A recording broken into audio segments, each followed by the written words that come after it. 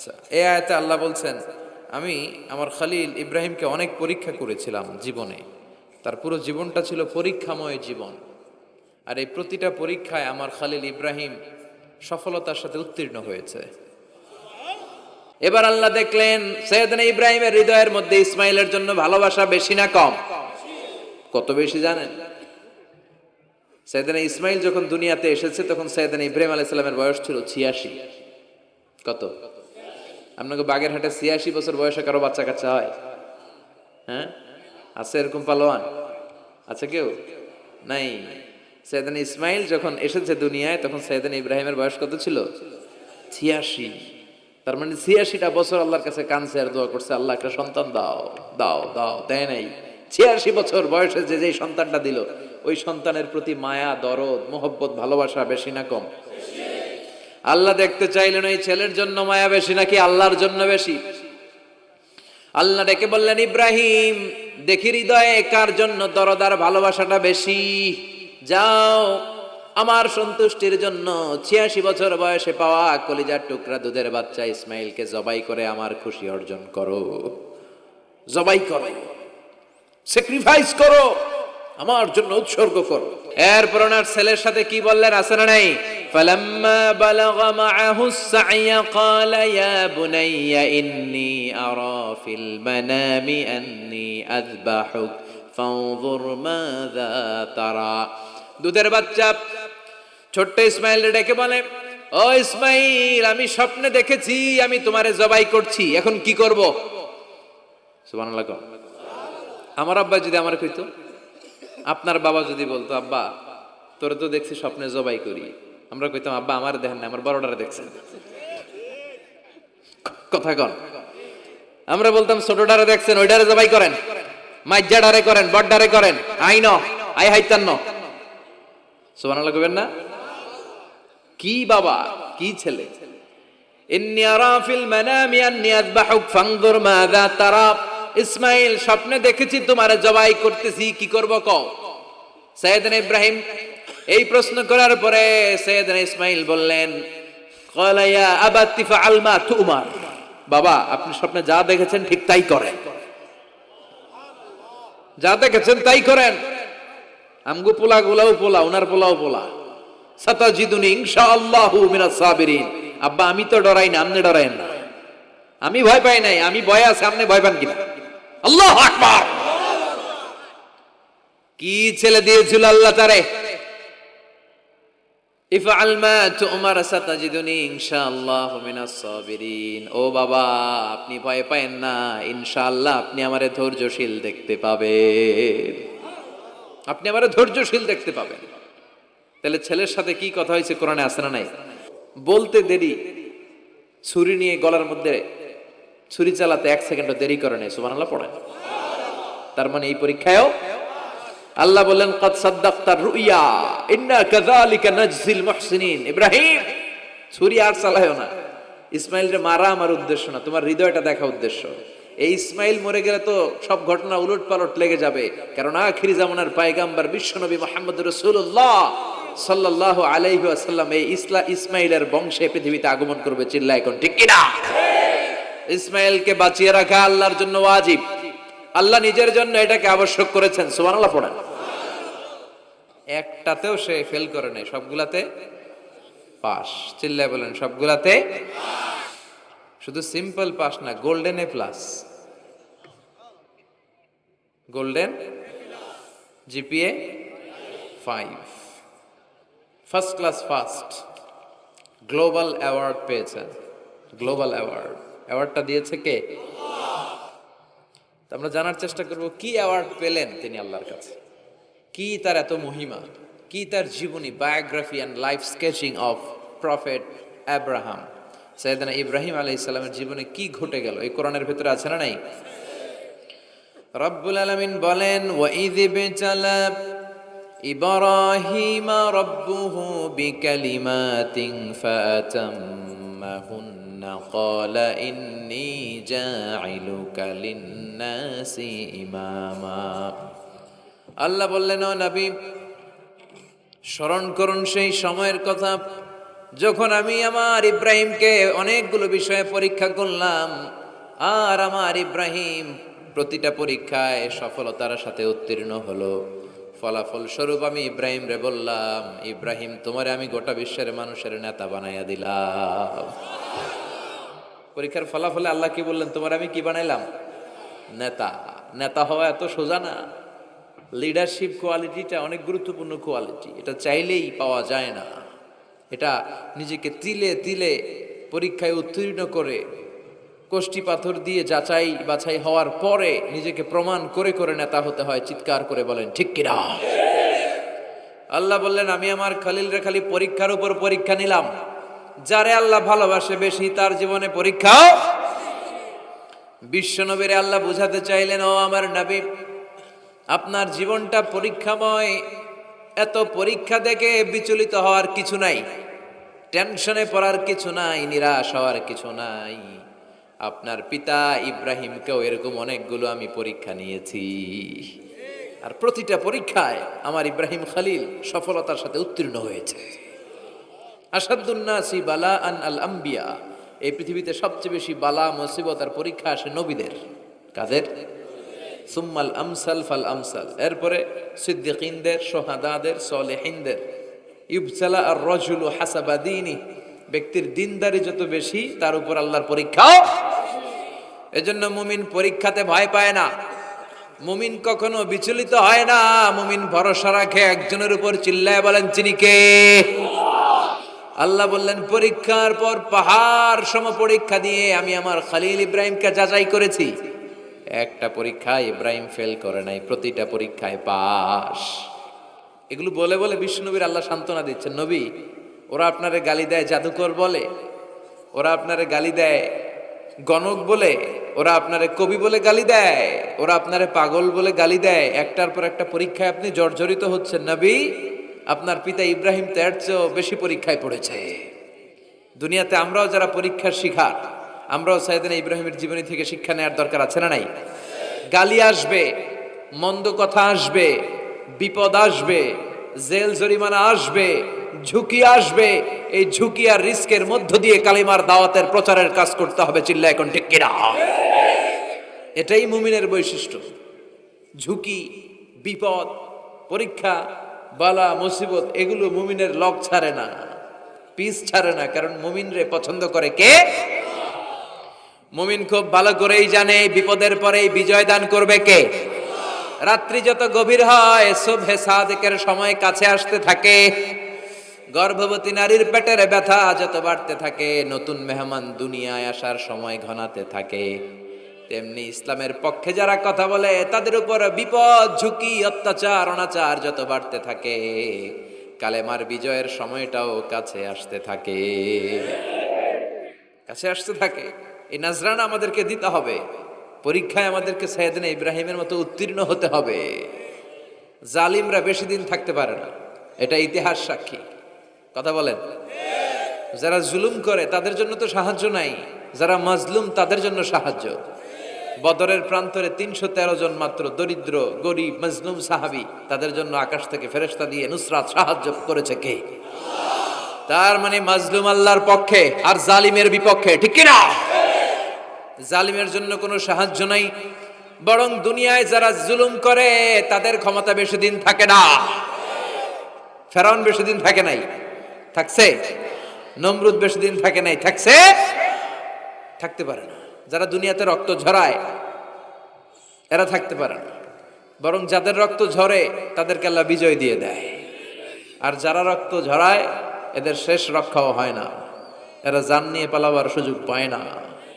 কথা বলেন? এজন্য পরীক্ষা আসলে মুমিন ভয় পাবে?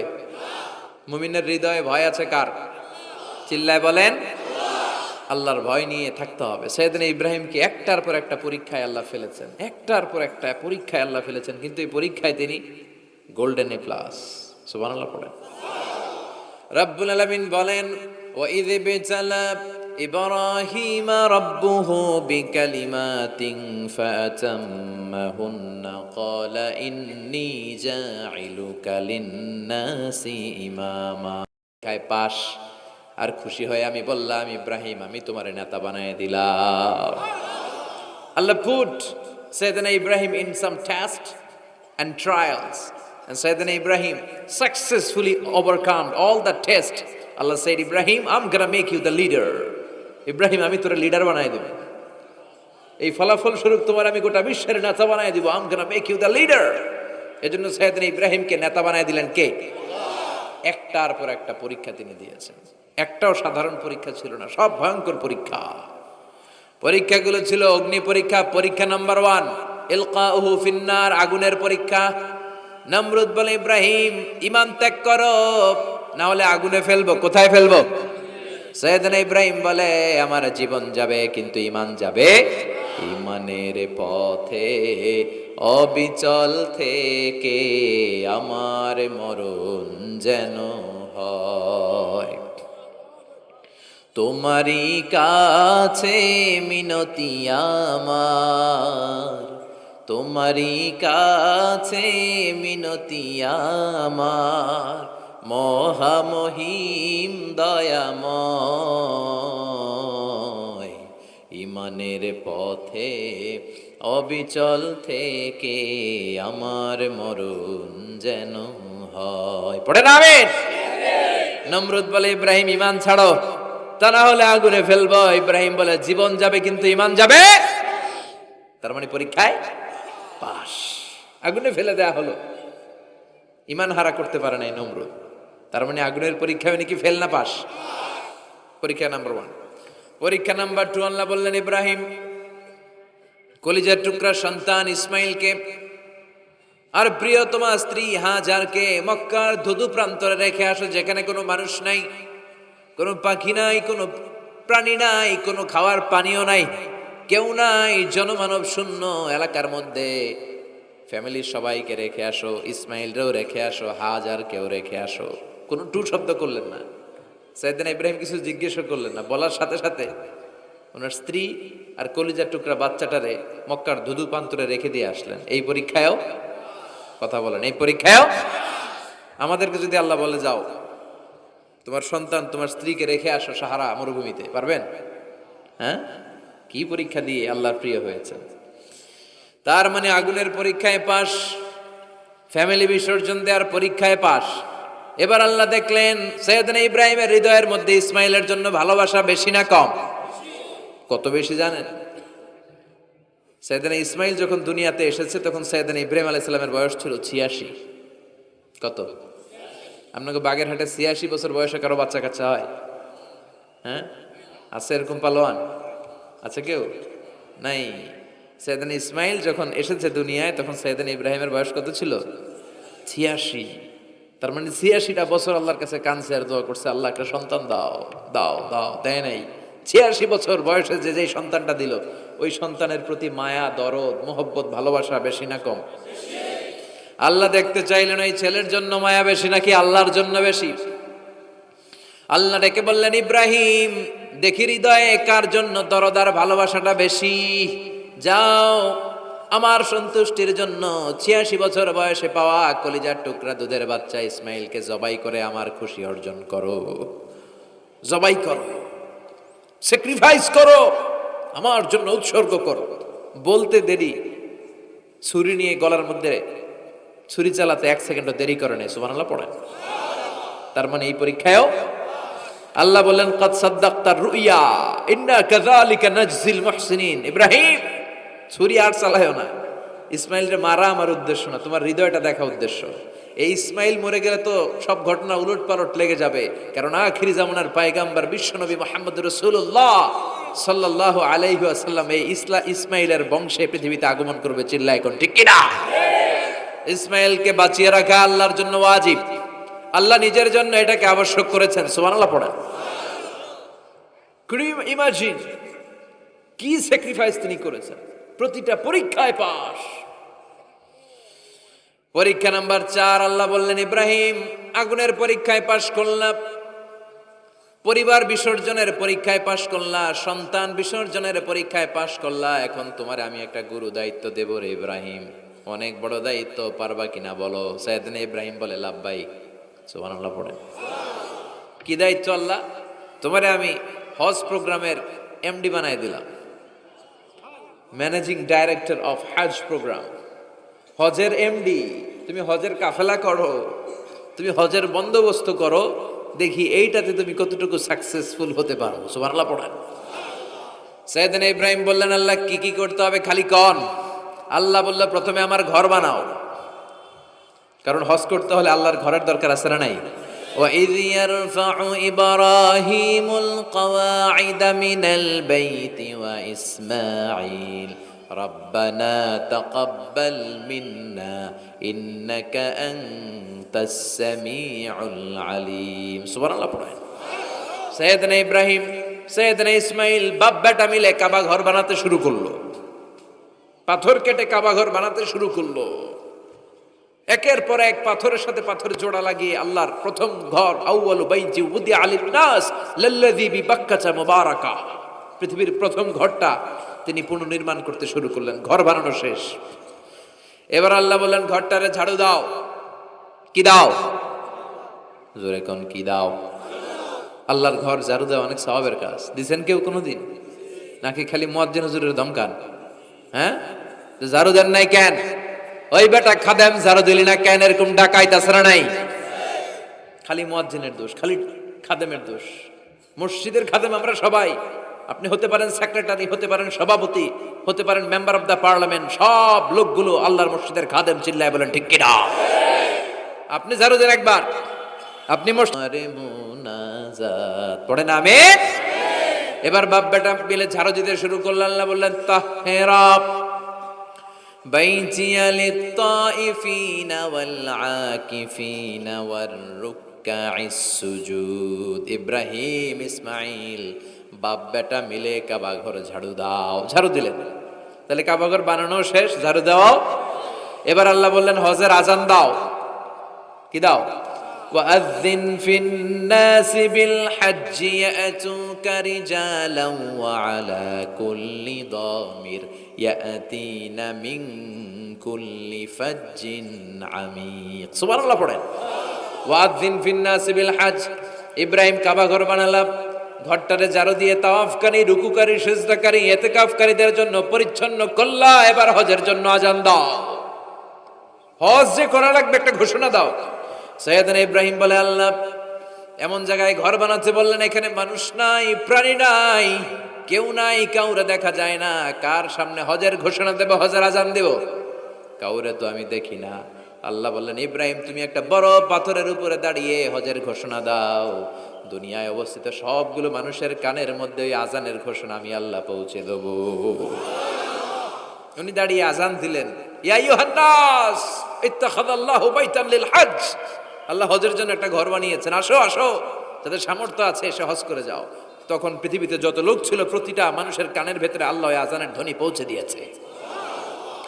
আমরা যারা ছিলাম না, আমরা ওই সময় ছিলাম, কয়েছিলেন আলামুল আরওয়াহে, রুহের জগতে, রুহের জগতেও আমরা যারা ছিলাম আমাদের কানের মধ্যে এই ধ্বনিটা পৌঁছে দিয়েছে কে? ওই রুহের জগতে থাকা অবস্থায় যারা আমরা লাব্বাইক বলে আওয়াজ করতে পেরেছি, তাদের নসিবে কাবা ঘর জিয়ারতের সুযোগ করে দিবে কে? যারা আমরা লাব্বাইক করতে পারছিলাম তাদের নসিবে কাবা ঘরের জিয়ারত আছে না নাই? তার মানে আল্লাহ বললেন হজের এমডি বানাইছে আল্লাহ, ম্যানেজিং ডাইরেক্টর। আল্লাহ বললেন কাবা ঘর বানাও, বানালেন। ঘর পরিষ্কার করো, করলেন।